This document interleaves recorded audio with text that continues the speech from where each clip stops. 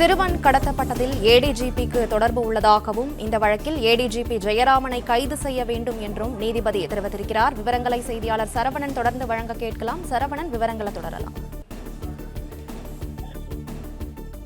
சென்னை உயர்நீதிமன்றம் இந்த சிறுவன் கடத்தல் வழக்குல ஒரு பரபரப்பான ஒரு உத்தரவை பிறப்பித்திருக்கிறது. நீதிபதி வேல்முருகன் முன்னிலையில் இந்த வழக்கு விசாரணைக்கு வந்த நிலையில் முதலில் ஜெகன்மூர்த்தி தொடர்பாக விசாரணை நடத்திய நிலையில இதில் நீதிமன்றத்தில் ஆஜரான ஏடிஜிபி ஜெயராமனை கைது செய்ய வேண்டும் என்று நீதிபதி உத்தரவிட்டிருக்கிறார். ஏடிஜிபிக்கு இந்த வழக்கில் தொடர்பு உள்ளது என்று நீதிபதி சுட்டிக்காட்டி இந்த உத்தரவை பிறப்பித்திருக்கிறார்.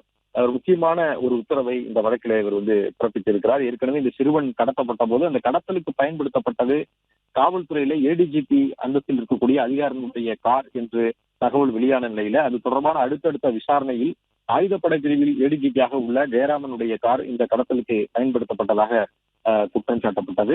இந்த நிலையில் தான் அந்த காரும் பறிமுதல் செய்யப்பட்டிருப்பதாகவும் காவல்துறை தரப்புல தெரிவிக்கப்பட்டிருந்தது.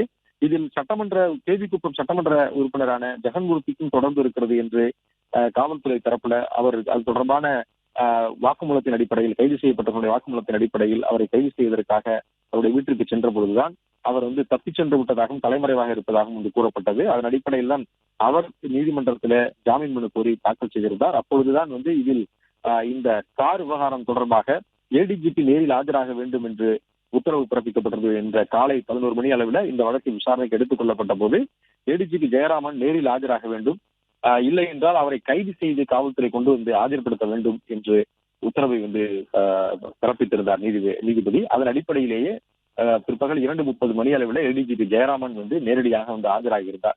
இந்த வழக்கினுடைய விசாரணையை தொடர்ந்து விசாரணை மேற்கொண்டிருந்த நீதிபதி ஜெகன்மூர்த்தியிடம் பல்வேறு கேள்விகளை முன்வைத்து கடுமையான விமர்சனங்களை முன்வைத்திருந்தார். இந்த வழக்கிற்கு முழுமையாக ஒத்துழைப்பு அளிக்க வேண்டும், காவல்துறையினுடைய விசாரணைக்கு ஒத்துழைப்பு அளிக்க வேண்டும் என்றும் இந்த வழக்கை முடிக்க வேண்டும் என்றும் அவர் உத்தரவிட்டிருந்தார்.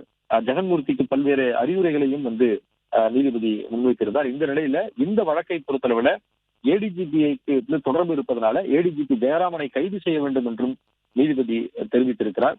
தொடர்ந்து இந்த விசாரணை 26ஆம் தேதிக்கு தள்ளி வைத்தும் உத்தரவு பிறப்பிக்கப்பட்டிருக்கிறது. விசாரணை அறிக்கை காவல்துறை தாக்கல் செய்ய வேண்டும் என்றும் நீதிபதி தெரிவித்திருக்கிறார். இந்த வழக்கில் விசாரணையை முடித்து இந்த அறிக்கையை நீதிமன்றத்திலே தாக்கல் செய்ய வேண்டும் என்றும் விசாரணை நடத்தி வாக்குமூலங்களை பதிவு செய்யவும் உத்தரவிடப்பட்டிருக்கிறது. ஏடிஜிபி மீது நடவடிக்கை எடுக்க உத்தரவிட்டிருக்கிறது. கைது நடவடிக்கை மேற்கொள்வதற்கு உத்தரவிடப்பட்டிருக்கிறது. இந்த வழக்கில் அவருக்கு தொடர்பு இருக்கிறது என்பதனால் அவரை கைது செய்ய வேண்டும் என்ற உத்தரவு பிறப்பிக்கப்பட்டிருக்கிறது. முன்ஜாமீன் மீதான விசாரணை ஜூன் 26க்கு தள்ளி வைக்கப்பட்டிருக்கிறது. இந்த இந்தியாவில் ஒரு அரசியல் எப்படி இருக்கிறது என உலகம் முழுவதும் தெரிகிறது என்று நீதிபதி இந்த வழக்கினுடைய விசாரணையின் பொழுது இது போன்ற ஒரு கருத்தை பதிவு செய்திருக்கிறார். இந்தியாவில் அரசியல் எப்படி இருக்கிறது என்பதை பார்த்துக் கொண்டிருக்கிறார்கள், உலகம் முழுவதும் பார்த்துக் கொண்டிருக்கிறார்கள் என்று நீதிபதி ஒரு விமர்சனத்தையும் ஒரு கருத்தையும் அவர் பதிவு செய்திருக்கிறார். இந்த வழக்கில் தொடர்ந்து விசாரணை மேற்கொண்டு வந்த நிலையில் சட்டமன்ற உறுப்பினரான ஜெகன்மூர்த்தியை கடுமையான கேள்விகளை முன்வைத்து நீதிபதி விமர்சனம் செய்தார். அதில் சட்டமன்ற உறுப்பினரான நீங்கள் மக்களுக்கு முன்னுதாரணமாக செயல்பட வேண்டிய நீங்கள் சட்டத்தை மதித்து அந்த வழக்கில விசாரணையை எதிர்கொள்ளாமல் ஏன் தலைமறைவானீர்கள்? அது மட்டுமல்லாமல் ஒரு தொகுதியில 70,000 பேர் உங்களுக்கு வாக்களித்திருப்பதாக சொல்கிறீர்கள். அந்த மக்களினுடைய குரலாக சட்டமன்றத்தில் ஒலிக்க வேண்டும். ஆனால் இப்படி கட்ட பஞ்சாயத்து செய்வதற்காக தான் மக்கள் உங்களை தேர்ந்தெடுத்தார்களா என்ற கேள்வியையும் நீதிபதி முன்வைத்தார். இந்த வழக்கை பொறுத்தளவுல விசாரணை இதே நிலையை தொடர்ந்தால் வழக்கில இதே நிலையே தொடர்ந்தால் வேறு மாதிரியான உத்தரவுகளை பிறப்பிக்க நேரிடும் என்றும் நீதிபதி வேல்முருகன் எச்சரிக்கை விடுத்தார். இதையெல்லாம் பார்த்து கொண்டு நீதிமன்றம் கண்ணை மூடிக்கொண்டு இருக்க முடியாது என்றும் இதனை வேடிக்கை பார்க்க முடியாது என்றும் நீதிபதி தெரிவித்திருந்தால் மக்கள் குறைகளை நிவர்த்தி செய்ய வேண்டுமே தவிர கட்ட பஞ்சாயத்து செய்வதற்கு உங்களுக்கு யார் அதிகாரம் கொடுத்தது என்றும் ஜெகன்மூர்த்தியை பார்த்து நீதிபதி பல கேள்விகளை முன்வைத்திருந்தார். எம்பி, எம்எல்ஏக்கள் போன்ற மக்கள் பிரதிநிதிகள் மக்களுக்கு உதாரணமாக இருக்க வேண்டும் என்றும் அவர் அறிவுரையை கூறினார். அது மட்டுமல்லாமல் உங்களுக்கு இந்த வழக்கில் தொடர்பு இருக்கிறதோ அல்லது தொடர்பு இல்லையோ, ஆனால் உங்கள் பெயரை தவறாக பயன்படுத்தினாலும் அது குற்றம்தான்.